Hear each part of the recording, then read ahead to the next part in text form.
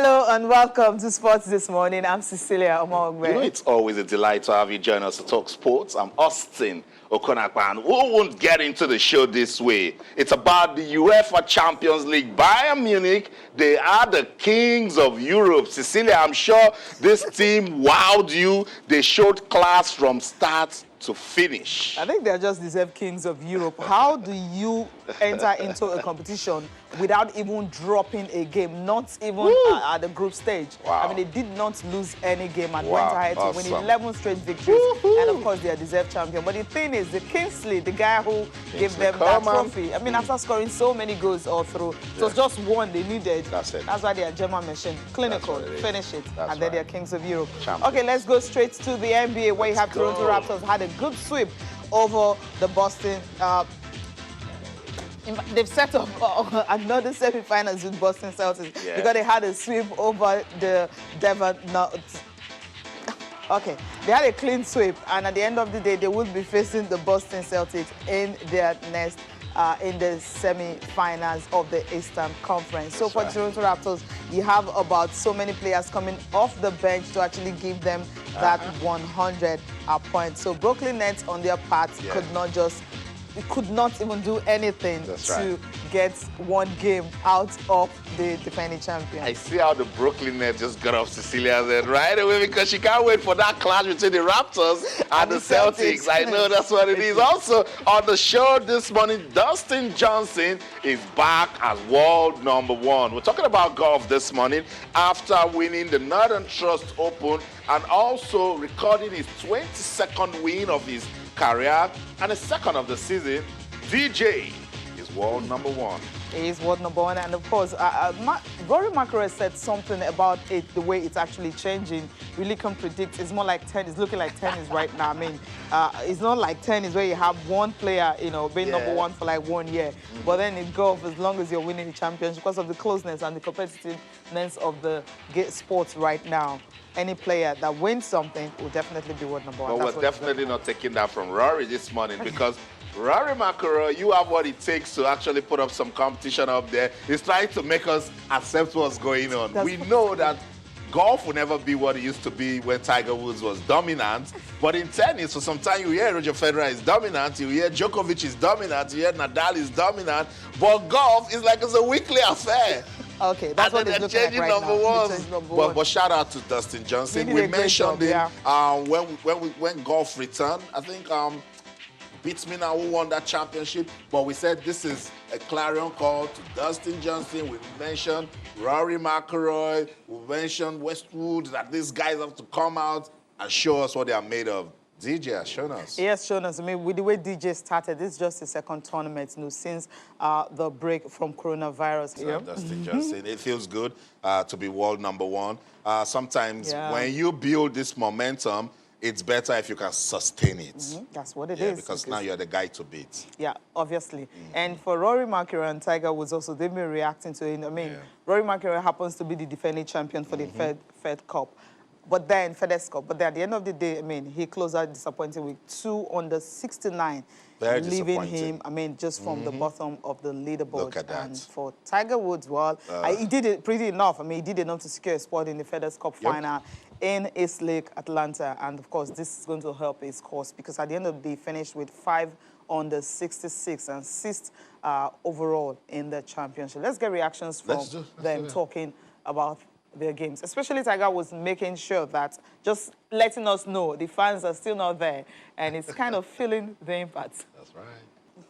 Energy is never the same. He wants that intensity from the fans. I mean, they give him the... And he knows he's a brand. He knows when he's out there and the fans are there, they will be shouting, they will push him. That was what happened. Was it last year that he gave us that stunning win at Augusta? He's missing it. I mean, this is Tiger Woods.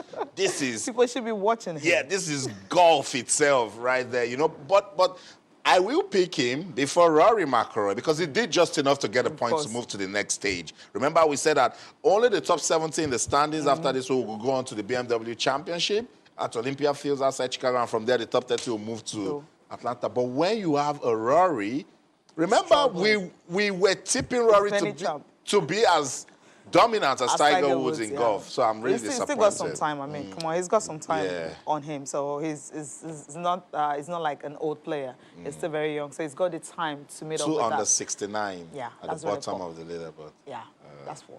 Okay, let's leave golf and go to the NBA. Okay, now I think I need to get it right. Brooklyn Nets, Toronto Raptors, Celtics, why are you just in my head? No, I think it's just the challenge you're looking for. You can't wait to have it, Cecilia. Everyone can't wait. And, I mean, with the Raptors and the Brooklyn Nets, they defied fair play. Of course. When you beat your opponent that bad, you're trying to say, look, you're not the focus. You're an obstacle, so get out of the way. Dominant win for the Toronto Raptors over the Brooklyn Nets. Absolutely. Let's go straight to the result from last night and early hours of this morning. The Raptors and the Knights was 150 and 122. We'll talk more about that game because it was a sweep for them, 4-0. The Knights could not even take a game out of the first round of the Eastern Conference playoffs. 4-0. Denver Nuggets and the Utah Jazz. Denver Nuggets, of course, needed to at least get this one, but they just couldn't. And so the Jazz are taking the lead 3-1. 127-129 ended. They lost just by 2 points. But then some numbers were actually great on this one. We'll talk about the numbers later also on the program. And the Clippers and the Dallas Mavericks, this was another game that we were looking forward to. And at the end of the day, the LA Clippers are more like favorites for the title also. Dallas Mavericks, of course, we know they'll just show some beats, but then we understand that they may not be able to show as much firepower as the Clippers because of the kind of depth that they have. But this game, they're tied in 2-2. And look at Doncic, the man of the moment. I mean, this guy is just 21. And the numbers that he's pulling up is the kind of numbers you're wondering. How is he doing it at the age of 21? When he was 19, I said, let's test him. Test him. Sonny Young said was too young. You will have. Now you want me to test him, right? You just have to. I mean, he put up some spectacular performance. 43 points, 17 rebounds, and 13 assists. I mean, he practically carried the Mavericks to that particular win, because especially when they're playing without Kristaps, who got injured, but then he had to carry the team. Triple-double he had on the night, and it tells you a whole lot how this guy is going. But then some record is actually trying, to break right now. We'll talk about the record much later. And then you have the Celtics and the 76ers, of course. That was another sweep for them. 76ers was a surprising team. We actually expected, Joel Embiid, the process, of course, its name and all that, after they had to, get out some players out of the way, trading Jimmy Butler and bringing out some new players and everything. But at the end of the day, it just wasn't to be. He scored 30 points, but then misfired on 4 of his 5 3-point attempts. And at the end of the day, they just couldn't get any game out of it. And so it was a clean sweep by, the other team, talking about Boston Celtics. So Boston Celtics becoming the first to get into the semifinals of the playoff. But then later in the day, you have Toronto Raptors joining them. And they're setting up that clash that we cannot wait to see. But shout out to Joel Embiid with 30 points. He led the way for his team.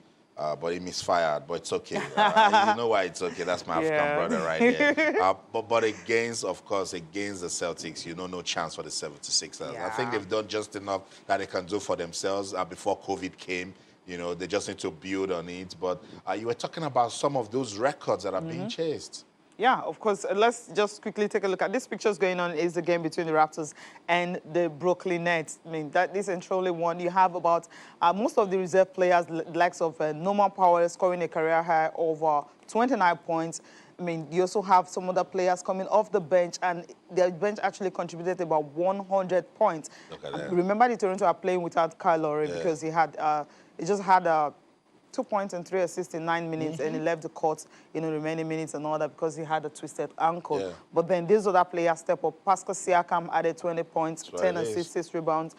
Terrence Davis had 14. Mance Thomas had Ginobili also added 10 points and 7 rebounds. So these guys put up some numbers. But Caris LeVert led Brooklyn with just 35 points and added 6 assists and 6 rebounds.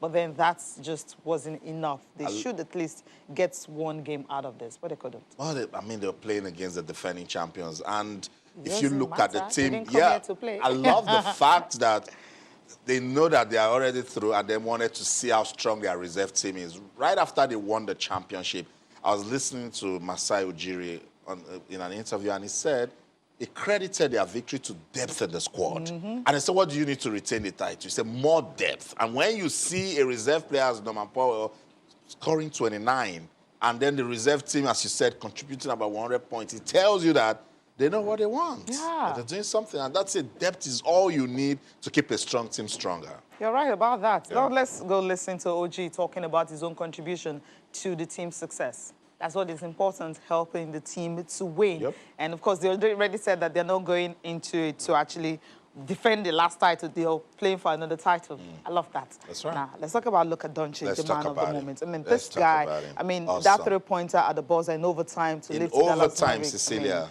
135, 133. Just imagine he had not done that. I know. I mean, it's I what know. something That's you'll a be wondering. game I mean, level changer. the series That's for what the it Clippers. means to carry the team at the back of your shoulder. You know, it's just awesome. And he shook off the effects of a sprain. You know, he was having doubts about his left ankle. Yeah.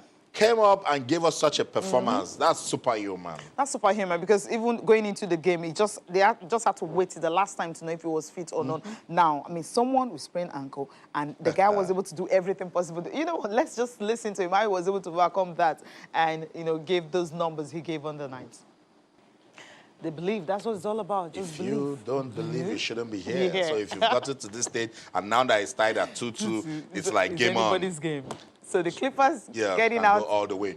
I listened to the interviewer saying your coach called you a bad boy. Yeah. So the moment coach called him a bad boy, and he's exploded. giving us a 3-pointer at the buzzer, Tester should pick up Doncic. Go test him for the alien DNA. Cecilia, fantastic display. He recorded his second consecutive triple-double with 43 points, 17 rebounds, and 13 assists. They said that was a human being. Yeah, he's human after all. He's human. Oh, my God. Let's talk about other players. I mean, the other players you also need to actually test. I mean, 51, 50, one on the losing side. Now, let's talk about the game between Denver Nuggets and, of course, Utah Jazz. That game ended 127-129. I mean, for the Nuggets losing by 29, and, of course, Jamal Murray exploding for 50 points, 11 rebounds, and 7 assists. I mean, that was huge. But then Donovan Mitchell, that's the guy said you're going to have to test. We have to look this for guy it. exploded 4. I mean, his second 51 50-point game in the points. series, Wow. becoming just the third NBA player alongside Michael Jordan, Allen Iverson to score 50 points twice in the same playoff series. Wow. I mean, Wow. this guy is something else. So you have to test this we guy have also. to test him, and it's so painful when you post such a score and then your team are going to lose. Very painful. It's painful. Yeah. Yeah. Do we have time to listen to him? I mean, what he had to Let's say. go We on don't. the Okay, break. we need to Let's go on the go on break. the Maybe break. we'll come back. We'll listen to him. All right. We need to go on the break now. We'll come back. We'll listen to him.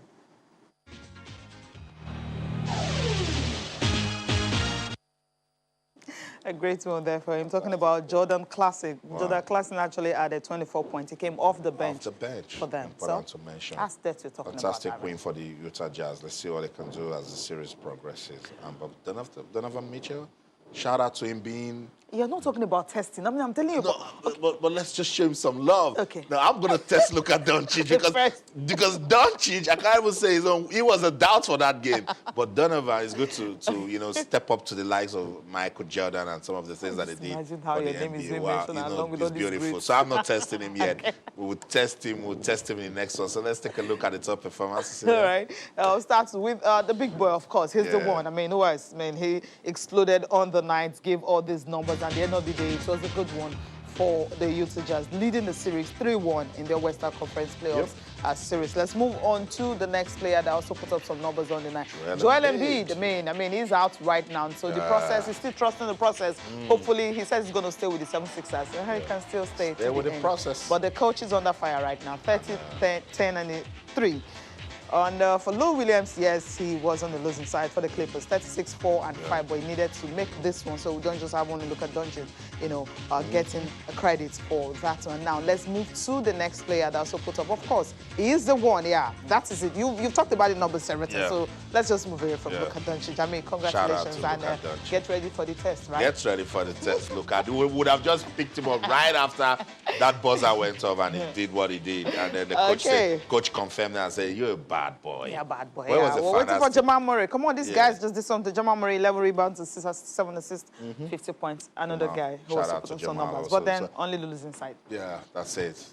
That's sport for you. Sometimes you put up all these numbers and then it counts for nothing. Yeah. But a record is a record. So it is. So, So it shout out to all the guys that put up those beautiful numbers. The next fixtures, Yeah, respecting? for tonight, the Magic and the Bucks. Of course, the Bucks might just wrap it up if they can. The Thunder and the Rockets also. We know over the weekend, the Thunder had to get one game off the Rockets so that they don't get 3-0. Now it's not 2-1 tie, the Heat and the Pacers. So the Heat, they win tonight to be a sweep.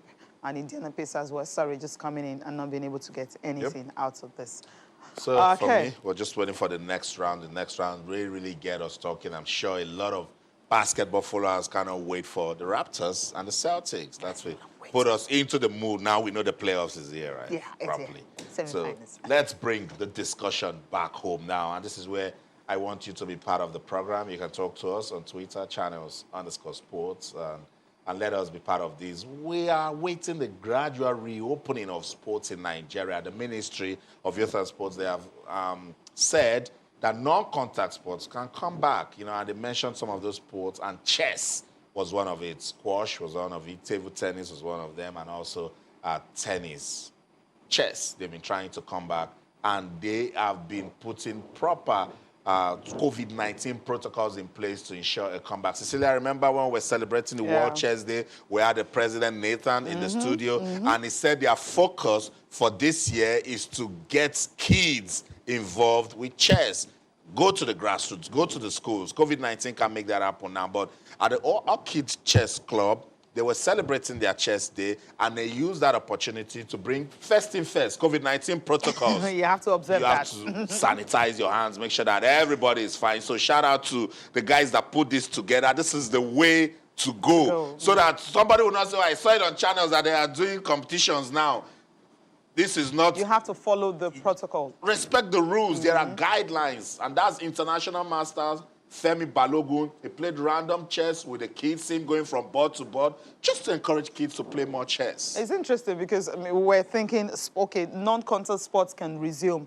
When are we going to start seeing competition and all that? And of course, you know, the Orchid Chess Club decided to lead the way by engaging children, I mean, kids to play the game. I'm sure these kids have been bored. They're not going to school, being at home. And a competition like this everyone wants to be involved in it. And shout out to their parents also for releasing their kids to come out and even and follow play. them to be sure that the right things are done. Yes, and I love what they put together in the sense that you're not just coming to play. We know sports, sometimes you will say, how do we handle the protocol? And just see what, I mean, as you're coming in, you're sanitizing your hand, and the social distance, you can see the difference and all that. You don't have a clustered chairs and everything and all. So non-contact sports this is what really go ahead the ministry has been trying to preach, that the people, we are the problem. We are the ones that can actually say if there will be a return of sports early enough. These guys have shown us, though this is a non-contact sport, though they have shown us that it is possible. Everyone just has to be orderly.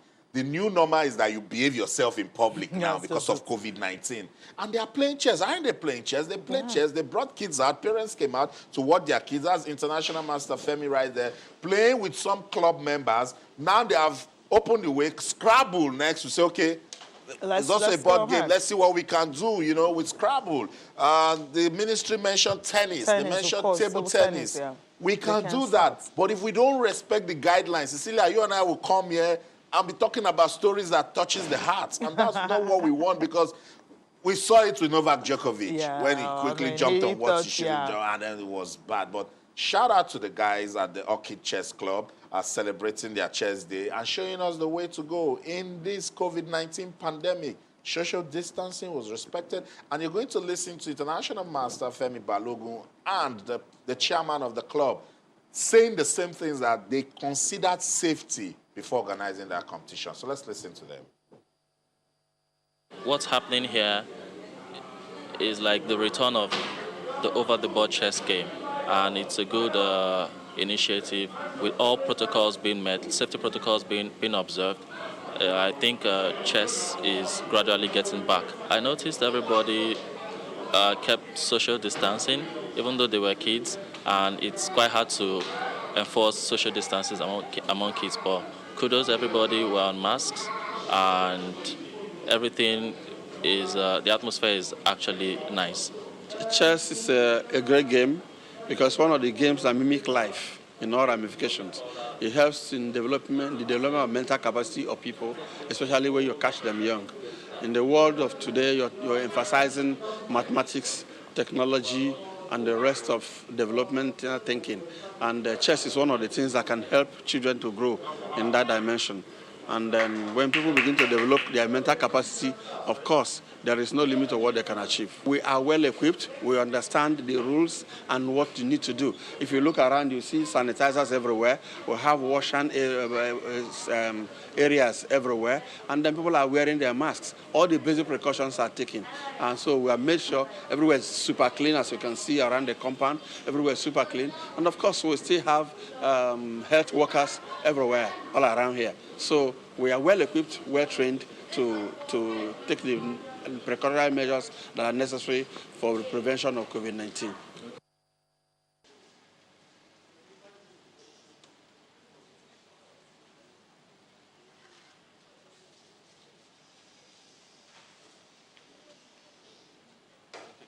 So after that talk, I needed to still go back to show you that it's important we respect the protocols in place. That's the only way we can bring sports back.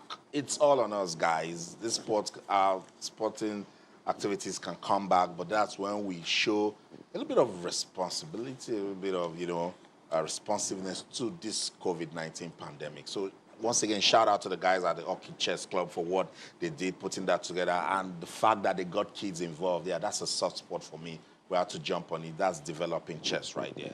Let's get on with the show now. Welcome, Shola Rogers joins us in the studio. Shola, it's good to have you on Sports this morning. It's a pleasure to be here. Yeah, awesome. I'm sure I know you also love chess. You follow it. You saw what those guys are doing. They're showing us that if we respect the protocols, if we respect the guidelines, gradually sports can return. Of course, a whole lot of people still don't believe that this thing is as bad as it is, So when you see people observe all the protocols, it brings joy to my heart that we have seen a bunch of serious people who are able to practice their craft while still being safe, because the cure to COVID-19 is for everybody to be responsible. That's right. And, take responsibility, be safe. You saw social distancing, you saw people with their face mask, and everybody using the sanitizers intermittently and all of that, which is some of the things that you need to put in place, Some sports will not allow you to do that. So it's understandable when contact sports are still not being allowed to go. Although unofficially, a whole lot of stuff is happening, and there's nobody that can do anything about it, sadly. But officially, of course, contact sports cannot come back yet in Nigeria. And when it does, I hope that we'll observe all the protocols. I agree. I love it so much. Cecilia, I should jump right into the UEFA Champions League, of course. One went down last night. So you have Bayern Munich just needed one goal. Yeah, to be winning. Yeah. That's how to be. Let's get confirmation of the result there. There you have it. It was Kingsley Coman, a Paris boy, that gave them that victory. It was the only Parisian that was celebrating on the 9th, unfortunately, because the others had to go home weeping and crying. Football. And Shola, were you also expecting that upset from PSG? Were you part of those people that... Upset? No way. Look, people get carried away with a whole lot of drama and all of that. The way Bayern was playing since Ansi took over, it was not the same Bayern that you saw when the season started. So I had actually told a couple of people that it was going to go out this way, and I wasn't expecting more than a goal or two, actually, because you know how effective the German machine is when it is well oiled. That's what we saw yesterday. I wasn't expecting any upset whatsoever. None. It seems you're the only one that actually were looking at just having one goal or two. Because predictions were like, we're going to have a scoreline like maybe 4-3. It's a final. 3-2, it's a final. It's a different thing. To come on to score. No, it's a different thing entirely. Look, like a lot of people were saying that based on what they saw happen to Barcelona. Like, this guy's actually mauled Barcelona. But it's a final, and PSG didn't come there to play. They actually came there to win, because this is what they've coveted for years. They've always wanted the Champions League. They've never really got into this stage, and when they get there, you would have thought they had extra. No, they didn't, and Bayern were as effective as it could have been more. Because everybody saw Lewandowski in the very early minutes, his ball that touched the bar and all of that. This is how a final should be played, No. Okay, let's get more reactions from that final match between PSG and Bayern Munich. Let's go to Paris in France. Post journalist Ojora Babatunde is standing by. I don't know what the mood is in Paris, but Babatunde, good morning. Welcome to the program. morning, Austin. Awesome. Good to have you on the show. I'd like to see a smile on your face because I know it's really tough. I've been following you before the final. You guys were optimistic that PSG can do the unthinkable, get to the final for the first time, go on to win. It didn't happen. What's the mood like in Paris this morning? The mood is not good at all because people already had their shirts printed out, going to celebrate today, thinking PSG would do the unthinkable, like you said. But I think PSG were looking at how they get to the final. You would not want to write them off that they can put out, a shocker against Bayern Munich. I wouldn't even say a shocker because they have what it takes. Or when they played against RB Leipzig from Germany and Atalanta, they played a high-pressing football. So I think that was coming back to what Shola said, that if he knew it wouldn't be more than 1 or 2 goals, and people I think the final will be a final of goals because PSG played high-pressing games, and we know Bayern Munich too also, they will come out like that. So we're expecting a goal feast, but at the end, Parisians were expecting Paris to lift the trophy, but unfortunately, it went the other way. Interesting. I mean, we saw pictures of Neymar and Mbappe, practically crying, after losing now because they were thinking, they had hope that maybe they can just, get something out of this, but they didn't. I mean, when you were going to watch that game, were you expecting that it's possible that Neymar and Mbappe starting a game and not even getting a goal at all? Not at all. Not at all. As a matter of fact, every Parisians, before the game, before we get together at Parc des Princes, they were singing praises of Neymar and Mbappe. And you agree with me that Paris Saint-Germain, they actually backed on Neymar and Mbappe coming into the party as early as possible to lift them. And that was what happened on Neymar when they played Atalanta. We saw what he did, and we also saw what Mbappe also brings into the team when he started against RB Leipzig. So we're expecting them, at least one of them, to get a goal. And you see, Neymar was close to getting a goal at the early hours of the game, but fortunately it didn't go in.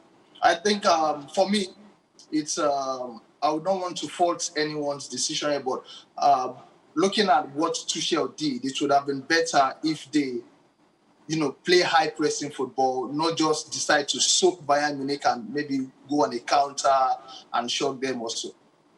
I like that you don't want to blame any of the players. I'm also in that court with you. But when you look at PSG and the way they lost that final match, were they just unfortunate, or Tuchel, as you're trying to say, just got it wrong with some bit of strategy? Okay, let's look at it from Tuchel now. He played 3 holding midfielders, talking about Marquinhos, the 3 Herrera and the other guys. I think he came into the game with a weapon, soak them, hit them on the counter. I believe Shola is a Chelsea fan and play the Mourinho kind of strategy when you have Duff and Ruben from the wings and you have your point man up front. I think that was what he did. Yeah. Because PSG allowed them play the game all through. From the beginning of the game, even when they had chances, they were still soaking, make Bayern Munich play. And you don't do this on a compact team. You don't do this with a compact team like Bayern Munich. Because they will get to see your weak points. They will see, okay, this guy is not doing something well. They tried in the first 45 minutes. Yeah. But in the second half, Tuchel did something. Mbappe was playing from the left flank that made Kimmich stay put, not move forward, because if this guy should just go ahead of me, man, like you say in France, au revoir, that is bye-bye. So Kimmich was just there all through 45 minutes. But in the second half, I don't know the tactical approach he decided to go with. He now moved away Mbappe to the right, and he was switching between the right and top man. So Neymar and Di Maria was switching from the left, and that gave Kimmich the chance to run through the flanks, and that was how the goal came in. Mm-hmm. So I think that tactical approach in the second half was a wrong one, for my own opinion. Okay, I mean, Tuchel actually mentioned before the game that it's going to be intelligence and intensity. That's what will win them the game. And, of course, a little bit of luck. But they didn't have that on the night. Now, let's talk about the fans. I mean, about 5,000 fans gathered at the PSG stadium right there at home in Paris watching the game. And after the loss, disappointed and dejected, police came, and I mean, the clash was something else. Right now, what's it looking like? Has it calmed down? Are the fans okay now? How many arrests were made? What's going on right now in Paris? Arrests were yesterday night because after the game, I had to see one or two persons, but I couldn't because Paris was locked down. There were traffics everywhere. Police were, making some arrests, and I'm sure they are still doing some this morning. But in my city right now, I'm closer to where Paris Saint-Germain train. It's called Saint-Germain-en-Laye. I live closer to where they train. It's a bit calmer this morning, unlike yesterday. Although we still hear some knockouts, some fireworks and everything. Probably the ones they buy to celebrate. But it's not. It wasn't a nice scene yesterday. It was all messed up yesterday, and I'm sure they'll be looting because I haven't gone out this morning. I'll be going out in a moment from now, but I'm very sure they'll be lootings and everything. Yeah, interesting. So that's what it is. We just hope that fans will understand that the game is fair play, and then we get on. Shola, I just want to say something before we go. Yeah, I actually wanted to ask Babatunde about Marseille. I saw videos of Marseille people actually celebrating a German team beating a French team. We will come to that. Break tables. We will come to that. But today, just stay right there. Let's go on this quick break. When we come back, we'll jump into that conversation. Don't go anywhere. We'll be right back.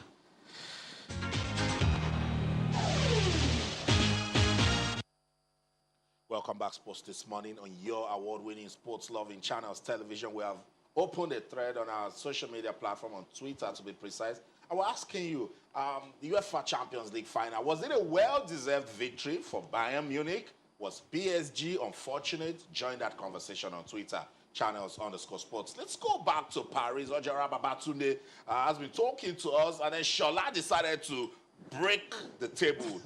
Marseille and their celebration for Bayern Munich for winning their 6th Champions League.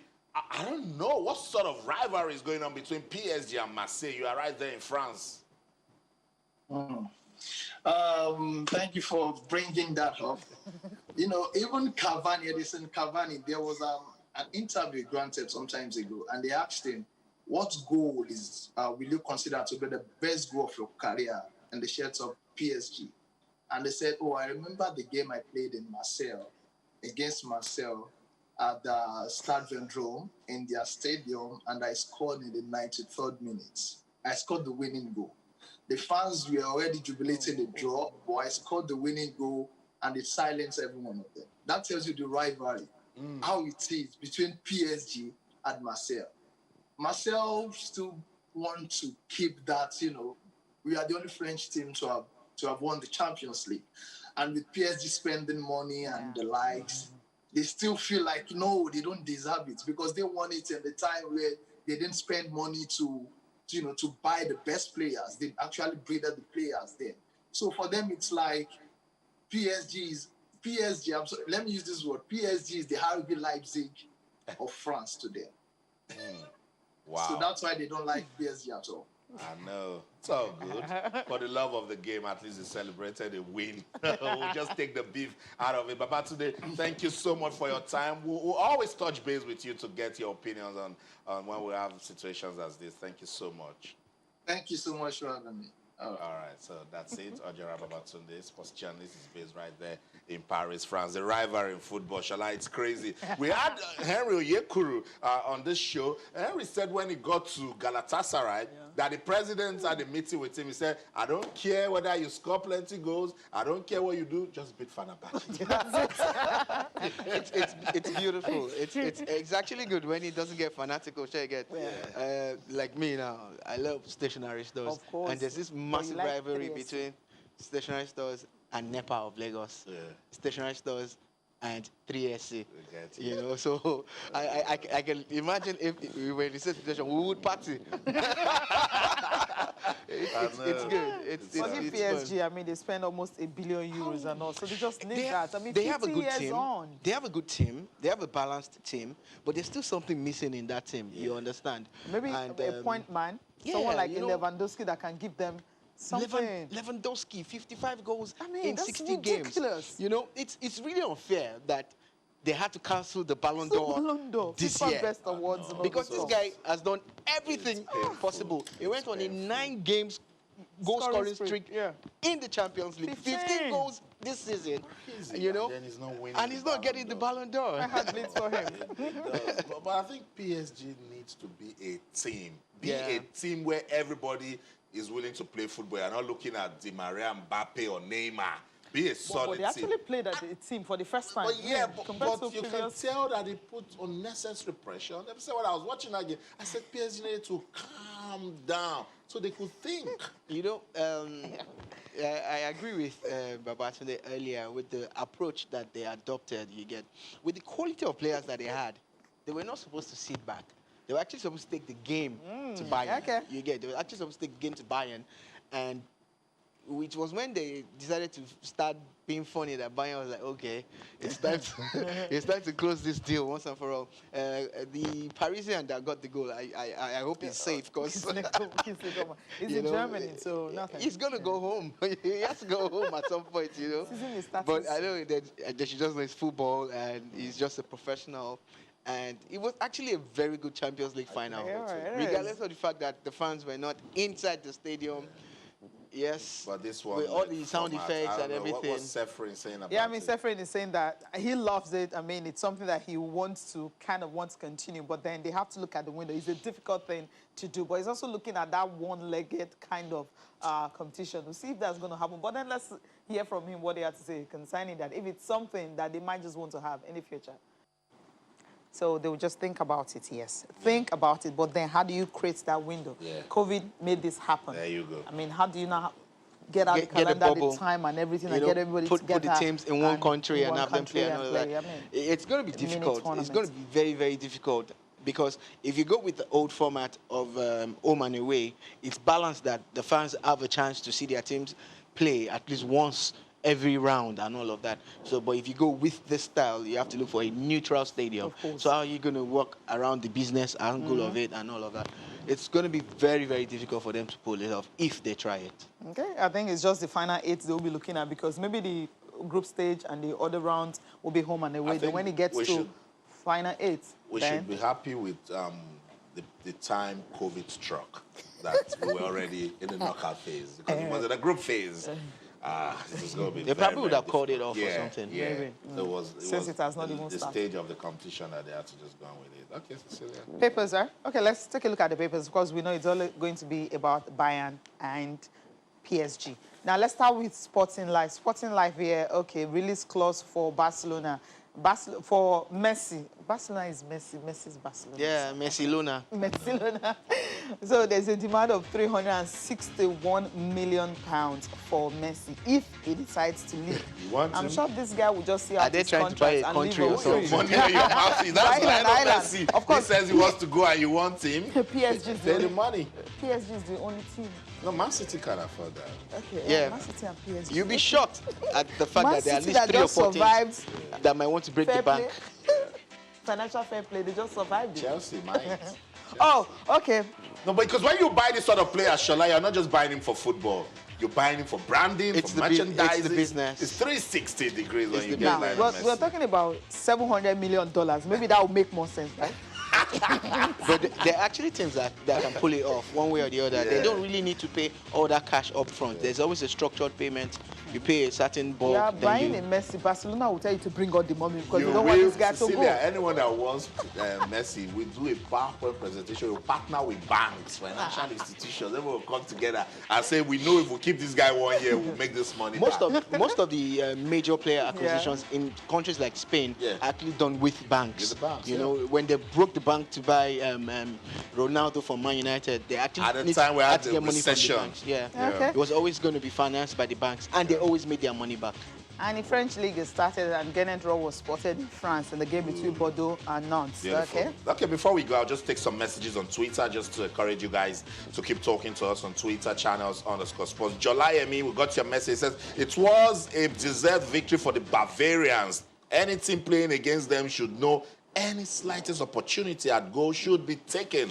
Once you don't, then you're punished. PSG failed to take that one great chance. I totally agree with you. Second being, where Dari says, guess it wasn't going to be the fairy tale. Well deserved for Bayern Munich. Shola Adeboye says, just as I predicted, It wasn't a question of whether Bayern would win. It was a question of how many goals they'll score. Okay. Yeah. Well, bottom line is take your chances when they come. That's what it is. Okay, Shola, thank you so much. Thanks for having me, stopping guys. by. I would like to have you again some other time. Thank you. Okay, Cecilia. All right. Thank you guys for watching. I'm Cecilia Mongwe. Have a great day. Okay, we'll be back again tomorrow. Until then, I'm Austin Okonakpan. In everything you do, remember, let's keep talking sports. Bye for now.